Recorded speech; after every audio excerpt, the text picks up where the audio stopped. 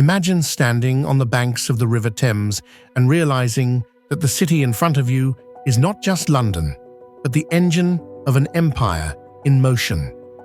The air is thick with smoke from coal fires, the water churns with boats of every size, and the sound of trade never truly stops. This is London in the 1700s, a city of astonishing ambition, beauty, danger, and transformation. And here's the question: how did this chaotic place become the blueprint for the modern global city? In the early 18th century, London was already one of the largest cities on Earth, home to more than 500,000 people. That number alone made it extraordinary for its time.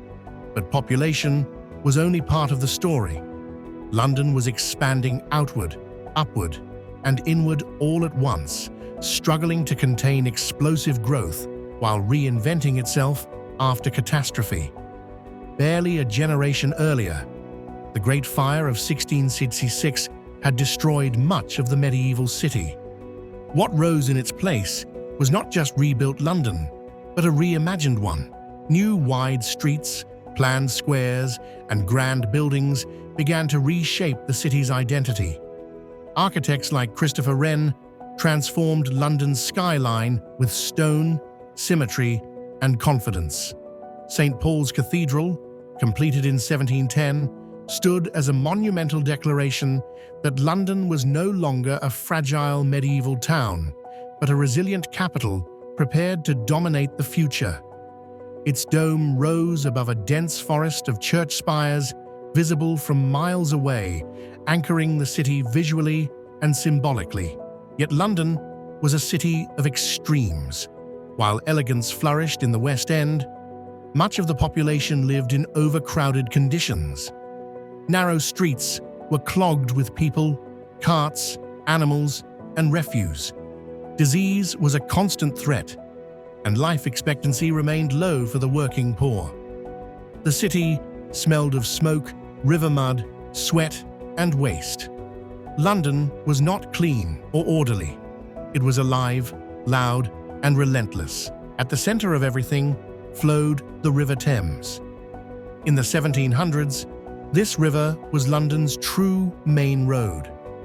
Long before railways and paved highways, the Thames carried people, goods, news, and power. The water was packed with sailing ships from across the British Empire, merchant vessels unloading cargo, and small rowing boats ferrying passengers from shore to shore.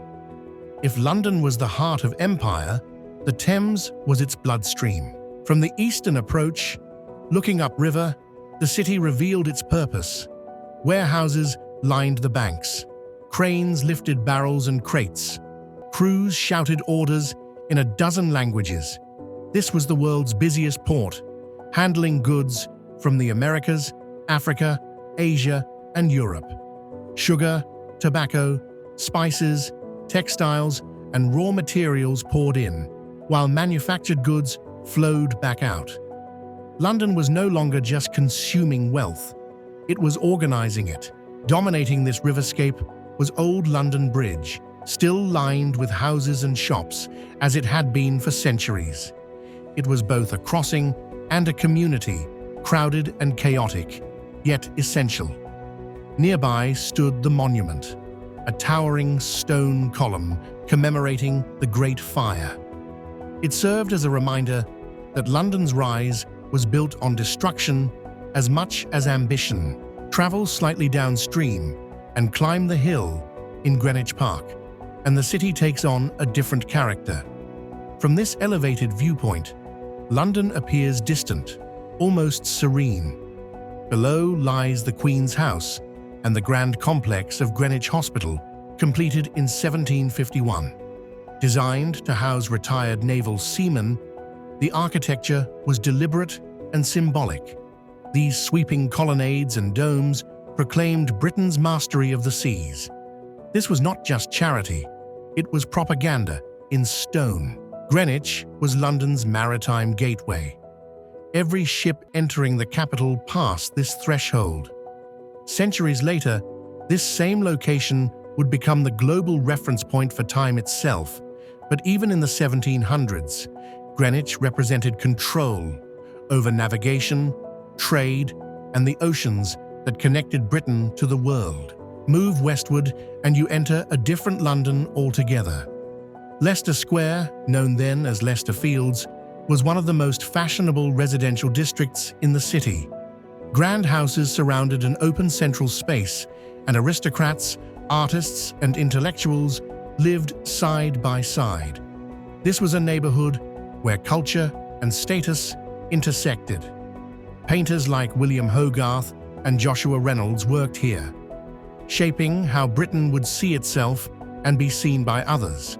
At the center of the square stood an equestrian statue of King George III, a reminder that power still rested firmly with the monarchy.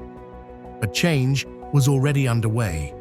Within a few decades, aristocratic homes would give way to entertainment, theaters, and public venues. London was beginning its transformation into a city defined not just by who ruled it, but by who consumed it. Across the river, the Tower of London loomed with an entirely different message.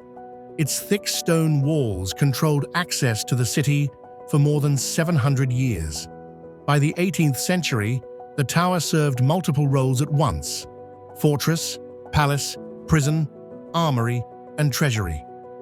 Prisoners arrived by boat through Traitor's Gate, passing beneath the same walls that merchant ships sailed past daily. Power and commerce existed side by side, inseparable and unforgiving. The Thames here was both opportunity and threat. Royal barges glided past merchant ships, while the tower's watchful presence reminded everyone that authority ultimately enforced order. London's greatness depended not only on trade, but on control. At the very heart of London's commercial revolution stood the Royal Exchange. Founded in the 16th century but thriving in the 1700s, it was the meeting place where global commerce became organized, regulated, and scaled. Merchants gathered daily beneath its arcades, shouting deals, signing contracts, and ensuring voyages that could make or ruin fortunes overnight. This single building transformed how business was done. Insurance firms like Lloyd's of London operated from its galleries, managing risk in a world where ships could vanish without warning. The Royal Exchange became a prototype for financial centers across the globe. What happened here echoed in ports and markets thousands of miles away. Further west lay St. James's Square, the pinnacle of aristocratic London. Developed in the 1660s and refined throughout the 18th century, it attracted dukes, earls, and prime ministers. Carefully landscaped gardens replaced mud and disorder, reflecting a new obsession with order, appearance, and refinement. This was London presenting its most polished face to itself. But even here, change was inevitable. Within decades, private residences would transform into clubs, offices, and institutions. London never stayed still for long. Every space was temporary, every identity subject to reinvention. Finally returned to Cheapside, the city's ancient commercial spine. For centuries, this was where fortunes were made and lost. Shops sold silks, jewelry, books, and spices. Church bells from St. Mary Le Bow rang overhead, defining what it meant to be a true Londoner. This street combined wealth, tradition, and relentless activity into a single corridor of power. London in the 1700s was not a finished city. It was a process, a living experiment in scale, trade, culture, and control. And through engravings, paintings, and now modern AI reconstructions, we can finally experience it not as distant history, but as a city breathing, struggling, and evolving in real time. So here's the question for you. If we could bring one historic city back to life with this level of detail, which city would you choose? And which year would you want to walk through?